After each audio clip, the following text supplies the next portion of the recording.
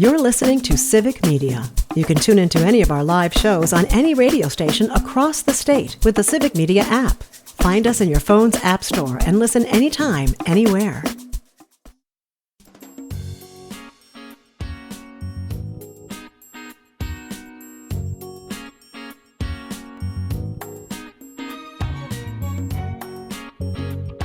Live across Wisconsin on Civic Media, you're listening to Mornings with Pat Kreitlow, powered by Up North News. Now, from our Lake Wissota studio, here is the founding editor of Up North News, Pat Kreitlow. Hey, good morning. It is 7:06. It is nice to have you here up north in Wisconsin Rapids, live from WFHR Radio, celebrating their 85th anniversary today with a parking lot party that will take place on this Wednesday morning, August 20th, 2025. Melissa Kay hanging around from WFHR to tell us more about that. Meteorologist Brittany Merlot standing by as well. Then later this hour, State Representative Christian Phelps in our homeroom segment will be talking about somewhat of a bait and switch idea for some federal funding that is ostensibly supposed to be for education overall, but is just a backdoor way to continue to fund voucher schools and drain away our public schools. So stick around for all of that. While I'm in Wisconsin Rapids, we're going to talk with former State Representative Katrina Shanklin coming up in our 8 o'clock hour as well. But again, Melissa Kay sticking around and Brittany Merlot here as well. Brittany, I thought we might see you come on down here to Rapids for the big parking lot party this afternoon. You're a good forecaster, Pat. How did you know? See, look how Melissa, you is so happy now. I mean, I thought she was happy to see me. You mentioned Brittany Merlot, and suddenly, I mean, you blow the barn doors off. This is really something. You gotta love WFHR. I love You that do. whole family up there. This is so exciting. Happy birthday. Yay. Thank you. Yay. I mean, it's not till November, but I'll take it. Oh, no, this is a great day to celebrate it. What kind of a day weather-wise do we get for it? Oh, perfect weather out there, especially in central Wisconsin. So, yeah, we've got some patchy fog out there in places, dense in some spots as well. That's going to start to burn off, of course, as we go through the rest of this morning. Temperatures right now, it's about 61 degrees in Fond du Lac and 70 degrees in Madison. We've got a nice high pressure system that's building and setting in and sticking here with us as we go through the rest of this week. So, while the cloudy conditions are still there, misty out there on occasion. We've got big waves still on Lake Michigan as well, a beach hazard, 2 to 5 foot waves building there towards Milwaukee, Kenosha, and Racine. Otherwise, by Lake Michigan and the Fox Valley and Milwaukee area, a few spotty sprinkles or brief light showers are possible. Winds are going to be off the lake, a nice lake breeze, but of course it could build those showers. Now, very, very isolated chance for a spotty shower elsewhere in the state today. I'm talking minimal, but it could happen. Otherwise, more and more sunshine this afternoon. A gorgeous day, mix of sun and clouds on occasion, and mid to upper 70s throughout the state. It's going to be fantastic. And we push repeat on that for tomorrow. It's still going to be beautiful on Friday, too, up until a cold front moves through Friday night and into early Saturday. That could spark a little bit of rain, and then it makes it feel like fall for the weekend, which I'm kind of excited about, but don't worry, summer temperatures will still come back. I was going to say, I've heard that F word used a lot this week. People saying it's starting to feel fall-like around here. There's some fall temperatures coming. And I'm like, I don't think it's time for that yet. No, but it is nice to have. Well, you want to hear something really bad, Pat? That's What? signaling fall? What? Candy corn has appeared in my house already. Oh, no. I don't know how. It's freaking August. Just magic. You know what else people have sent me Cursed. twice this week? People have sent me photos of pumpkin spice products that are in grocery stores now, like pumpkin spice Twinkies and things like that. No, people, no. Let it Don't go. buy it. Don't cave. More Don't wheat. do it. Right. Yes, Just keep coming out earlier and earlier. It'll be June, and we'll have candy corn. Stand up Just to after big Labor pumpkin Day. spice. Oh, It's just, it's all just marketing, kids. You can, what is it, nutmeg? You can season these things yourself if you really want to, you know. cinnamon, nutmeg, Uh, allspice. Although, I mean, now Tony, of course, is in Ashland. He's like, flannel time, it's fall. And Yes. Rob I on was YouTube. thinking the same thing. Rob on YouTube says that some of the leaves are starting to change colors. He Confirmed. says, yeah, too soon. Good morning from Tigerton. Cloudy and 65. I got my mowing jobs in Wittenberg, 3 in Tigerton, doctor's appointment in Shawano, then going to an event in Neil Pitt on the Menominee Reservation. where Dr. Kristen Lyerly is going to be as well. So Ooh. looking forward to it. And finally, Rob says, happy anniversary, WFHR. I have to buy a drink for Brittany and Melissa again sometime like I did in Appleton last November. I was Yeah, gonna that say, was Rob, you're fun. not coming to the party? What? I Oh, he's know. got a busy day, man. He Well, he does. does. He's got a mow, and there's no mowing for him to do here. It's just all parking lot right here. Parking Plenty lot of party. plenty of room for the food Oh. trucks, not so much the lawnmowers. All right. Thank you, Mhm. Brittany. We'll talk to you a little in the next hour. Sounds Thank you, good. Brittany. Yep. So with Melissa Kay sticking around from WFHR, we get to talk a bit more about. We talked to James in the last hour about its the station's history. And by the way, very nice text from Jim in Brookfield who says congratulations to WFHR on 85 successful years of broadcasting. That was a great interview with James, where the passion he has for broadcasting could be heard in his voice. It's Mm. good to know that WFHR is part of Civic Media. Thank you, Jim. Aw, That was yeah. that was very nice. And yes, it was a thrill to talk to James because again, while I was fortunate enough to have a career in TV and then in politics as well, I mean, it got started in radio and that's still what how I think of it. That's what I Mm. wanted to do originally was local radio. And so when I came in here yesterday and saw the passion that you all have for what you're doing here, it just did my heart a lot of good because it is still good work to be involved in. You're not going to get rich doing it, but it's still good work to be involved in, Melissa. That is very, very true. And what you came and walked in on was a lot of sweat.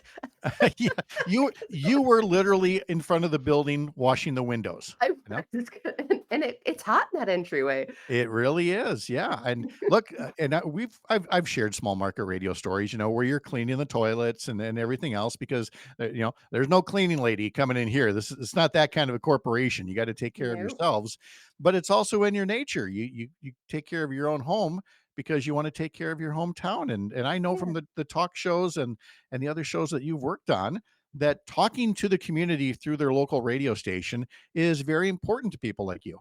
Mhm. And the community stories, I'm hoping we'll bring it back. Laura and I have a grandiose plan to bring it back as a podcast, but it's a wonderful opportunity to talk to community leaders and community members and honestly just anybody from the community to build up what we the beauty and the togetherness that we have here. And I think it's we're a lot more alike. James says this a lot. We're a lot more alike than we realize. Mhm. And there's more that brings us together than divides us. And the more we talk to each other, the more we know that.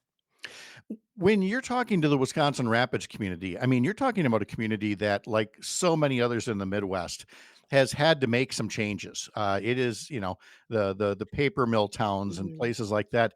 They're not what they were in their heyday. But I also see as I'm driving around and I'm looking at the businesses. I mean, the first thing people see is like, oh, they see all the fast food restaurants and all the short term things. But you also see like a whole new generation of jobs in things like, building computer networks and things like Mhm. that. Eau Claire went through that when the tire factory closed. Wisconsin Rapids has found ways to embrace a new economy and get people educated for the jobs of this era, not the one that their parents and grandparents did. Mhm. And the with Midstate putting the Ameta Center in, that is gonna be a huge, I think, draw for technical college education in those technical jobs that we need. We desperately need those. And we definitely have a city council and a mayor who really want to invest in the economy of Wisconsin Rapids and work to build some more businesses. Because yes, the paper mill days are gone. We're still dealing with the aftermath in Wisconsin Rapids and in Port Edwards with the old paper mills that are still here. That's going to be something we have to figure out. But we're taking steps forward. Yeah, but along with the work, there's also got to be the play, quite Mhm. literally plays that you and James and others you have to have in order to have a vibrant community. You have to have a vibrant arts community. How would you rate Wisconsin Rapids there?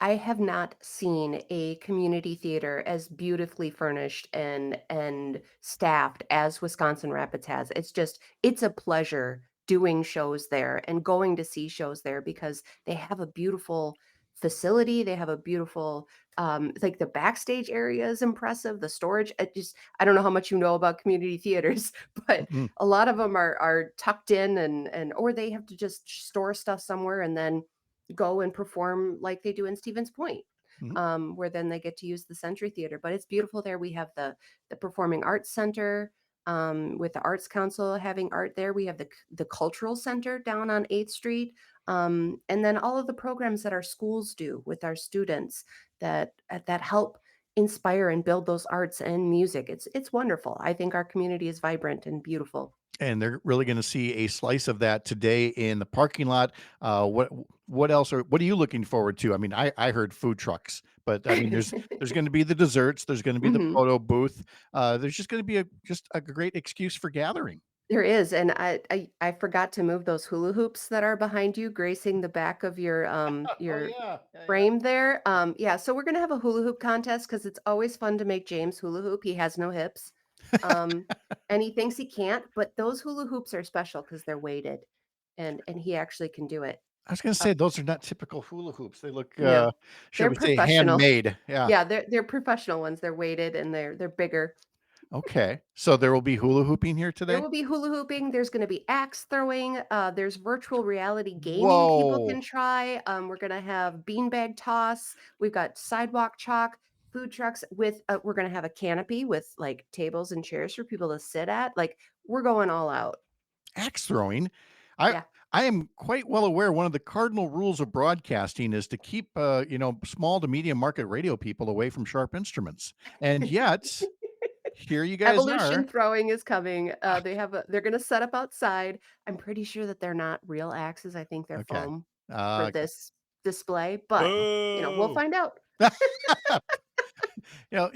Parker talks pretty big from way down in Madison. You come up here and throw one of those things. I would love to go axe throwing. That sounds fun. Mm, Have you it ac does. have either of you done, like, the arcade version where it's pretty much like a plastic axe and you're throwing it at, like, a dartboard, type of thing? No, I haven't. I've only done like real throwing knives in Ooh, my brother's basement. throwing knives. Yeah, it Okay, didn't well, end I well. guess Don't ask. I was gonna say, I guess any knife is a throwing knife That if you're sounds a angry little, enough. yeah. Yeah.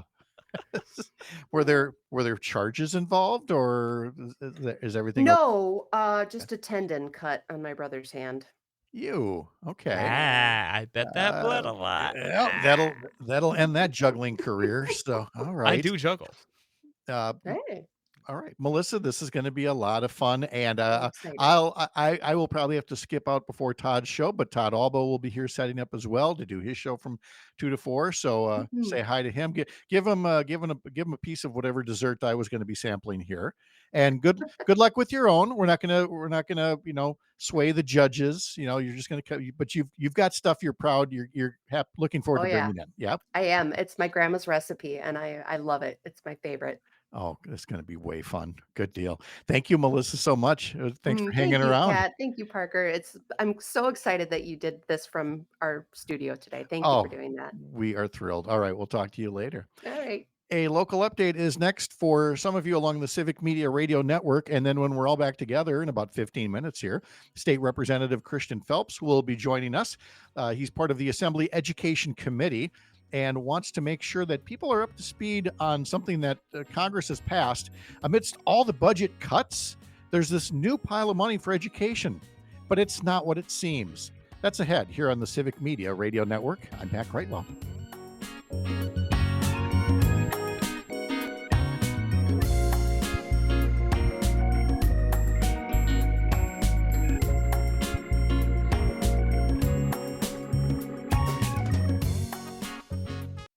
You're listening to Civic Media. Stay up to date on the latest news and information for your local community and Wisconsin by signing up for our free email newsletter. Visit civicmedia.us/email to get started.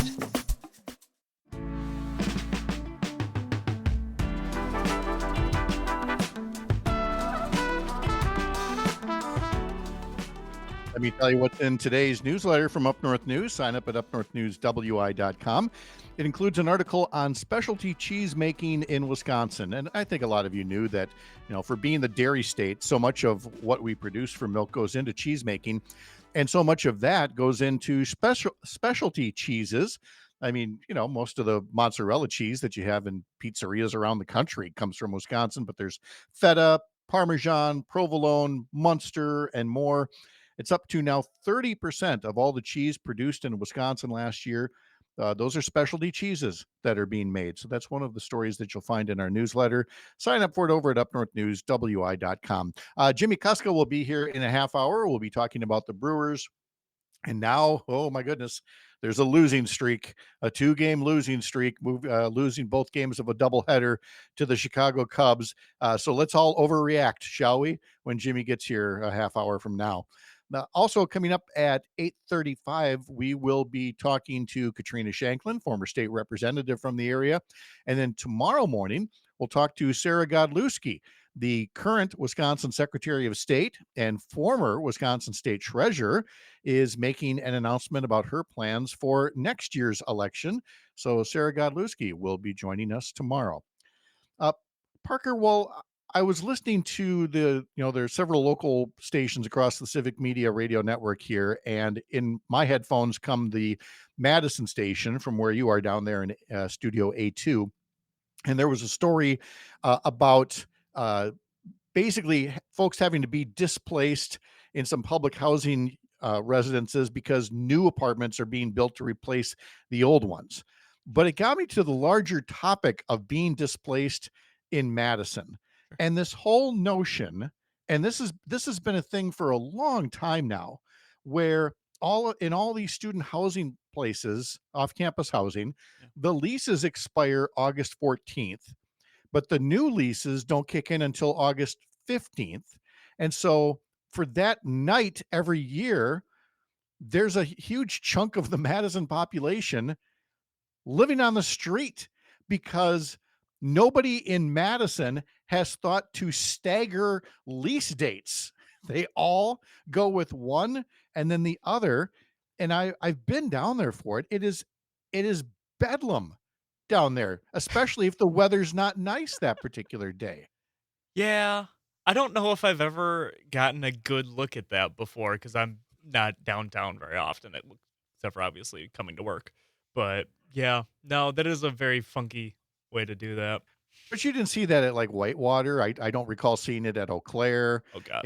I mean, it just seems like maybe some leases will start this day, but some will start that day, but Yeah. certainly not on the scale of what you see in Madison. No, certainly not. Especially, I mean, I don't know about Eau Claire. Whitewater is known as a suitcase college. Uh-huh. So you're not getting a ton of people just hanging around on the weekends anyway. So I think a good chunk of people who may be going from one apartment to the other are probably going home for a while before that. Oh yeah. I mean, there are definitely more commuter campuses that way. This thing in Madison, I just when I heard that news story, it reminded me that, oh yeah, they went through that again last week, and I would again say, unnecessarily so. Let's see if we can't avoid the problem of having like an all night street party all throughout Madison, and That's let's not get a a roof problem. over people's heads, shall we? Yeah, Yeah. that's not a problem. Have a little party on the streets. There's nothing wrong with that. Oh yeah, till it starts raining. Yeah, Ah, can't have perfect summer weather every night. That's for sure. Noticing that Congressman Tom Tiffany has sent a sternly worded letter to Attorney General Pam Bondi, saying that the U.S. Department of Justice under the Trump administration should be trying to get back from the Lac de Flambeau tribe the money that was paid to them by the town of Lac de Flambeau nearby in order to have access to the roads that were on the Lac de Flambeau reservation. And uh, at the risk of going through this entire ordeal again, let me try to make this really quick. The Lac de Flambeau reservation is a checkerboard.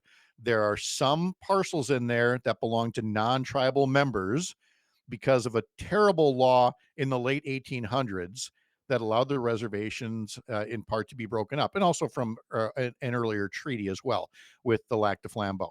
So it's led to these non-tribal parcels in there, but you have to cross tribal land to get to them. Well, that requires permission or an easement, and for years that easement was legally binding, but then it expired, and the Lac de Flambeau said, "Well, we want a new easement, and for you to pay for access."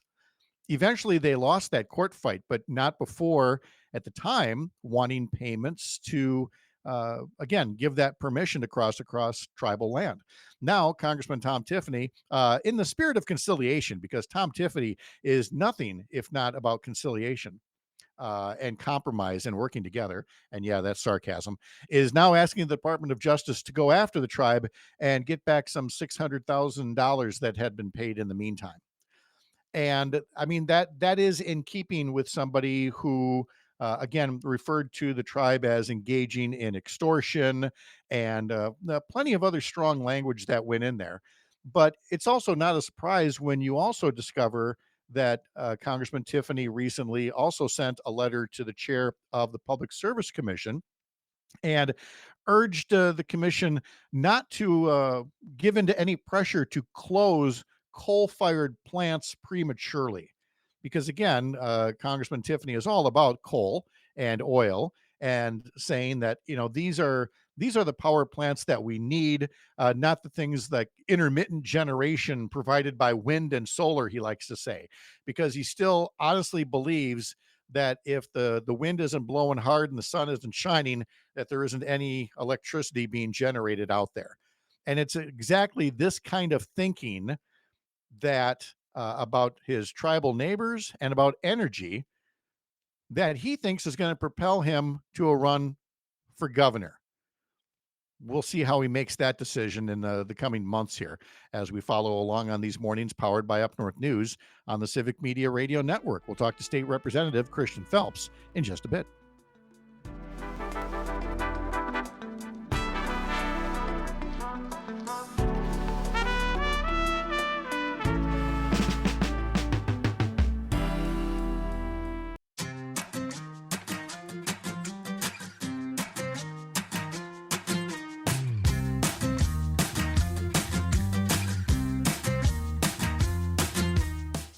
The Milwaukee Brewers lost both games of a doubleheader at Wrigley Field last night. Game one, 6-4, though Christian Yelich broke a week-long drought with a home run. And then in the second game, Brandon Woodruff struggled through 4 1/3 innings, allowing 5 hits and 3 runs. The Brewers ultimately losing that game 4-1. They're back in action tonight at Wrigley. Jacob Mizorowski going up against former Brewer Colin Ray. Again, that's coming up at 6:30. Pregame begins across the Civic Media Radio Network. Select stations, head to civicmedia.us to learn more. We will have former State Representative Katrina Shanklin here in 1 hour, who represented folks here in the Wisconsin Rapids area. And we will be talking tomorrow to State Secretary of State Sarah Godlewski about her election plans for 2026. But now let's visit with current State Representative Christian Phelps of Eau Claire from the Assembly Education Committee and start by talking a bit about some new money that came from the federal government, something that wasn't a budget cut, but it's also not exactly what it seems. Representative Phelps, good morning. How are you? Good morning, Pat. I'm all right. Good to see you. Oh, it's good to see you here as well. And I'm going to quote a bit here from an article in States Newsroom, which is the parent company of the Wisconsin Examiner. And the headline is New Federal School Voucher Program Poses a Quandary for States, Opt in or Opt out. And it is a scholarship program that ostensibly state officials can steer the money in one direction or another, but it really does put state officials in a weird position of either saying no to federal funding or saying yes to it and hoping that the money can be used toward public education in the state. Is that a relatively near enough interpretation of what I'm reading here from States Newsroom about what this so-called scholarship program could be?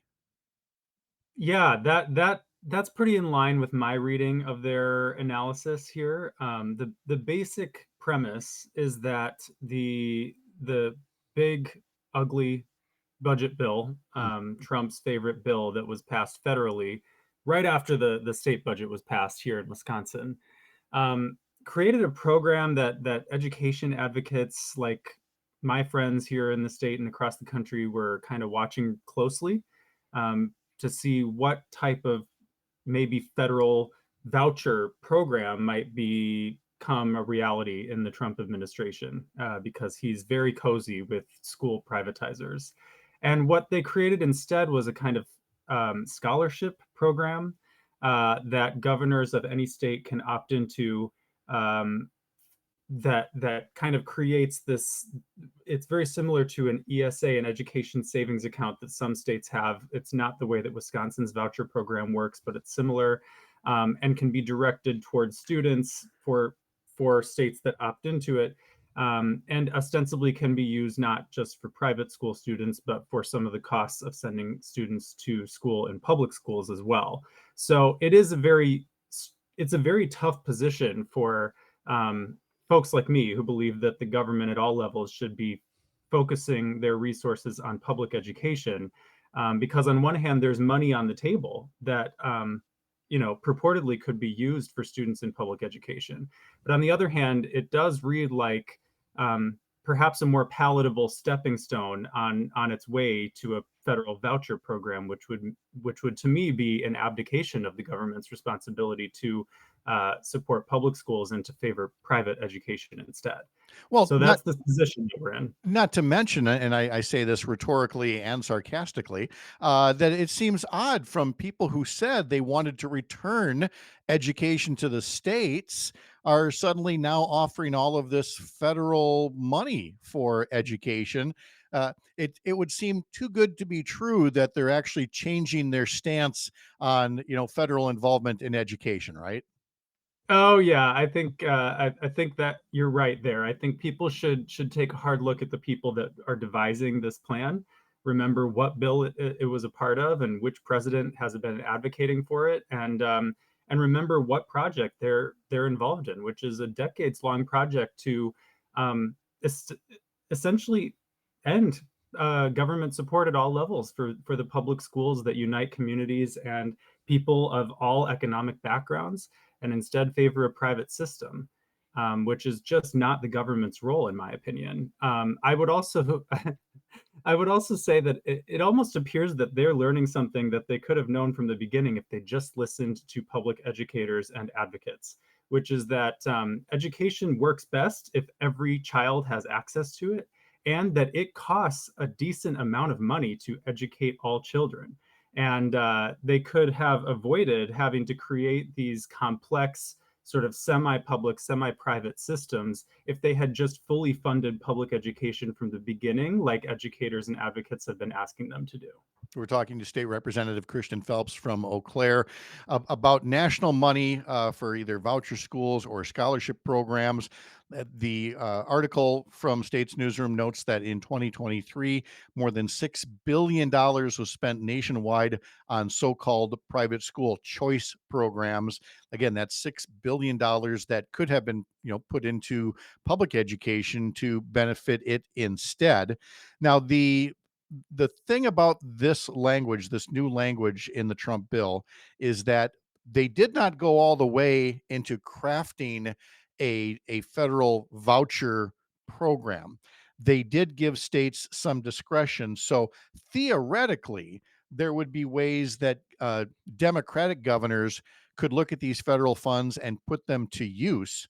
I guess what I don't know well enough is whether that's worth the risk. Is it worth the strings attached, or would you be better off saying, we are cash strapped here in our state, but we're not going to take this federal money that might have strings attached? Do you have an impression one way or the other on it?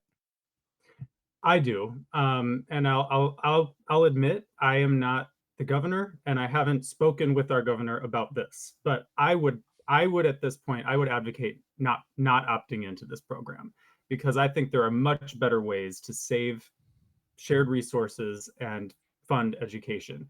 Wisconsin itself loses almost $1 billion a year to our private voucher program, which does not come with public accountability. That's money that we could be saving and using to fund the public schools that welcome all students and families. And so that's another way to look at some of the money on the table that could be going to public education. And instead of opting into this program, I would advocate fully funding public schools at all levels, and remembering who's behind this. I think in addition to learning that education is expensive, Trump and his allies, largely very wealthy individuals like himself, are realizing that the federal voucher program probably wasn't going to be very popular, because in the states that have voucher programs, they are not popular. People that have them on their ballots as referenda or ballot measures always reject the idea of their public dollars going to private schools over which they do not have public accountability.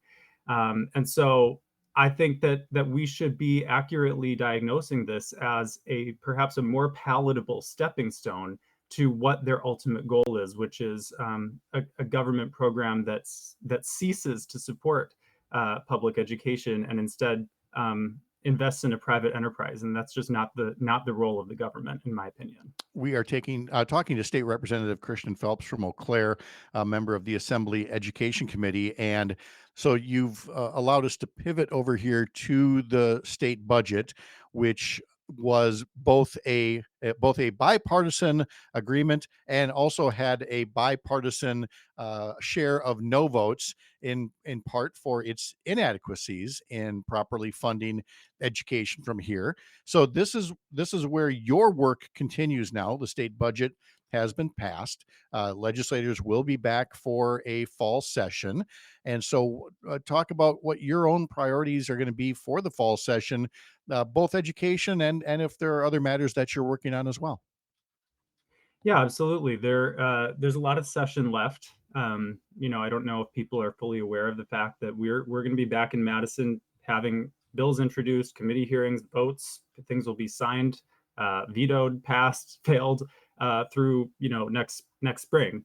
And that means there's plenty of time for us to, for me at least, and for Democrats in the legislature and for my friends and allies to demonstrate the kind of leadership that we wish we'd been seeing from the beginning of this session, and the types of priorities that we want to see moving forward, and the types of priorities that we will make a reality if we get a majority. And that means fixing the school funding formula so that we aren't in a position where a rushed state budget has to negotiate votes on both sides, like you said, uh, in exchange for measly increases in special education or less than inflationary increases in public education funding. And I'll remind people, less than inflation means a cut in practice. So your public schools are more stretched than they already are. Those are the kinds of shenanigans that we get when Republicans are in charge of our public schools. And if we were in charge, we would adequately pay educators and education support professionals. We would provide inflationary increases to public education funding. We would stop wasting your public dollars on private voucher programs that don't produce better outcomes and don't have accountability. And we're going to be demonstrating that agenda by introducing legislation that would be a responsible use of state resources and the kinds of budgets and policies that we would be putting together. And not just that, I mean, there are a lot of things that we should be doing in the immediate to stand up to the Trump regime and make sure that we're protecting people from these attacks on due process and immigrant communities and perceived immigrant communities. We should give ourselves permission to imagine a Wisconsin that has fully invested in a welcoming and safe environment for everybody, including public education and healthcare, housing, and food as human rights. And if they're human rights, we should be making sure that we are providing them to everybody that we can. We are going to be demonstrating that agenda, and I would encourage your listeners to invite Republicans to join us in that, because our ideas are popular, and the only reason that they haven't been enacted yet is partisanship. And I think that even though we started by talking about the potential for legislation in a new session, you really took it in the direction that's going to keep you and others busier, and that's the messaging of this.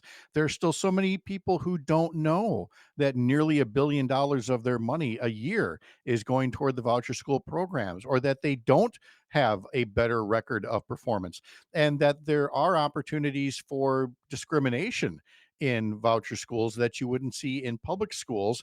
And even though you know this, and I've heard you talk about this repeatedly, I mean, you're going to have to talk about it that much more to get it through to people over the course of, the next 13, 14 months. That's true, but that's our job. That's a big part of our job, and I think that people should also pay attention to which state legislators of which parties, I might add, are engaging in that hard communications work and which ones are not. The reason that great ideas haven't been enacted is not because there aren't any great ideas coming to the Capitol. We're bringing our community's ideas with us. We have introduced legislation that doesn't even get a hearing because the other party is controlling not just which policies get passed, but the entire legislative agenda. Mhm. And people need to understand that that those ideas are on the table and they should be passed. So, State Representative Christian Phelps joining us from Eau Claire, a member of the Assembly Education Committee. Christian, good to see you as always. Have a great day. Great to see you. All right. Likewise. Thank you. A local update is next for many of you. And then in our final hour here from Wisconsin Rapids, we will be talking to former State Representative Katrina Shanklin, helping WFHR celebrate 85 years of local service to the community. I'm Pat Kreitlow. This is the Civic Media Radio Network.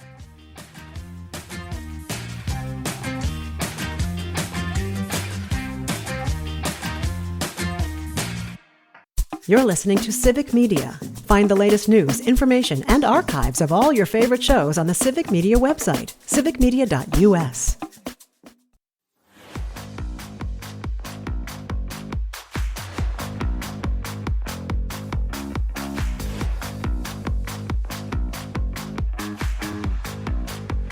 Remember to sign up for our newsletters. Head over to upnorthnewswi.com to do that, including our Sunday morning newsletter and our question of the week of what you believe Donald Trump's next job should be when he's done in the Oval Office. Civic Media's Jimmy Kuska joins me now. We're going to talk a little bit of news. We're going to talk a little bit of Brewers, but in other sports, Jimmy, anything special happening this week for you and others in the sports world? Anything at all? Well, I got to hang out with my kids at their flag football games last night, so I was thinking to myself, it'd be great if high school football was returning anytime soon. Oh, wait a minute. Tomorrow is the official start of high school football. For the first time, both 8 and 11 player football kick off on the same day. So tomorrow will be the start of high school football for many in the state, with Friday carrying the rest of the games. So very excited to get underway with that. And here at Civic Media, we have 10 stations or 12 stations in 10 markets carrying games to start the season. So couldn't be more excited to get this thing going. Didn't you already add up like how many different sports events are being covered across Civic Media for all of these games? So Civic Media covered just over 550 local events last year. So that's everything from football to volleyball to baseball, basketball, all the things, right? And these are local coverage things. Like these are, mostly high school, but a few, home talent or Legion ball, things like that, but mostly high school events.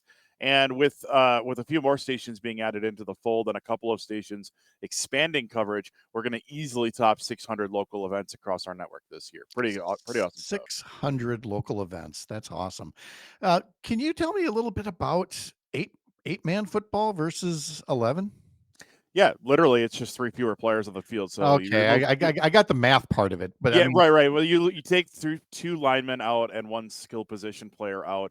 The field dimensions are a little shorter, and really the biggest difference I think for anybody watching it is just going to be the fact that there's not a whole lot of zone defense being played. If you get past one person, the guy you're supposed to get past, guy or gal you're supposed to get past, chances are you're going to go a long ways. That's really the biggest difference in to the casual observer, other than obviously the reduced number of players, is that there's not a whole lot of zone in it. It's a very much a man-on-man sport.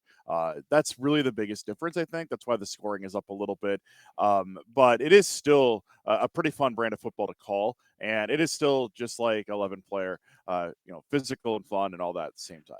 It just reminds me, I think I was mentioning the other day watching, there's a 3-on-3 hockey league now. And it was on one of the sports channels because, again, they've got nothing but time on their hands. And so there's this 3-on-3 hockey league. And I was saying that while I do enjoy 4-on-4 when each team's got somebody in the penalty box, and 4-on-4 seems to go nice and fast and everything, 3-on-3 is just a different beast altogether. And, maybe not necessarily my cup of tea, but clearly this league, has been born and has TV contracts and is moving up. And so you see these variations, like remember for a time when indoor soccer was like all the rage. Yeah. Playing that essentially on a carpeted hockey rink. And you've got all these different ways that you can try to make sports work. And in this case, it's making football work for some of these smaller communities, I would gather.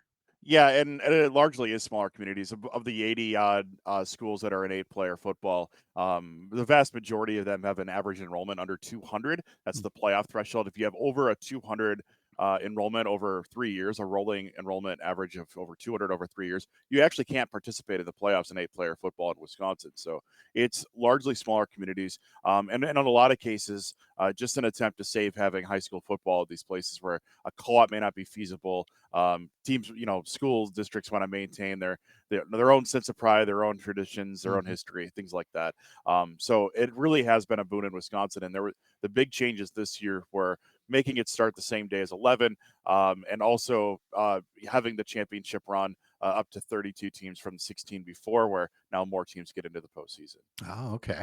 We're talking to Jimmy Kuska here, and you're also covering some news stories for Civic Media, including some local legislators who are putting forward a proposal, which is timely for back to school time. Yep. So right now, in lacrosse, there's a lot that happens, right? But politically today, there's so many things that happening. It's crazy how much is happening. But we are focusing on WLCX, and by we I mean me, on Senator Brad Paff and Representative Jenna Jacobson. They have a proposal, a legislative proposal going out that they're going to promote today at the state capitol in about 2 hours from now. That would seek to create a sales tax holiday for back to school shopping. Right now, 17 states have this, including Iowa. And in Iowa, it's a 2-day sales tax holiday on clothing or school supplies under $100. In Wisconsin, they're proposing a 3-day sales tax holiday. And the whole intent is just to make things a little more affordable for families as they get ready for back to school. They have a lot of figures they cite. Families spend, a little over $100 on average getting people ready for school. If you have multiple children, obviously it adds up. So it's an idea just aimed at trying to help with families and get rid of sales tax, state and local sales taxes on some of those items as people get ready to go back to school. Yeah. Tony asking on YouTube, why hasn't this happened yet? Seems wildly popular. Well, I mean, there are reasons, and that if it ever gets to the floor of the Assembly and Senate, I'm sure that there will be a debate on the merits of it one way or the other. And then finally, of course, we can't let you go as Civic Media Sports Director without talking about the Brewers losing both games of a doubleheader to the Cubs at Wrigley yesterday. And so, I mean, all is lost, right? I mean, this is done. Here comes the collapse. We're going to be in the basement of the National League Central before long, right? He said somewhat sarcastically. The Brewers are bad again. We suck again. Season's over. Is it the worst? I just can't. Come on, man. It's 2 days. It's 1 day, 2 games. If the Brewers win the next 2, they own the tiebreaker over the Cubs. It's really all you really got to focus on. The fact that they have a 7-game lead and there's only 5.5 weeks left of the season. Brewers are in great shape. I think Brandon Woodruff said it best. They're in a really good spot right now. 1 day isn't going to derail this whole thing. So, but honestly, these next 2 games tonight and then tomorrow afternoon, they are huge for that tiebreaker standpoint. So, forget all the rest of the season. Focus on tonight, starting at 6:30 on stations across the Civic Media Radio Network. Jimmy Kuska, thank you so much. Appreciate it. Thank you. All right. Have a great day. And on the other side of the news, talking to another one of our Civic Media friends, Earl Ingram, and the What's Going On podcast. I'm Pat Kreitlow. This is the Civic Media Radio Network.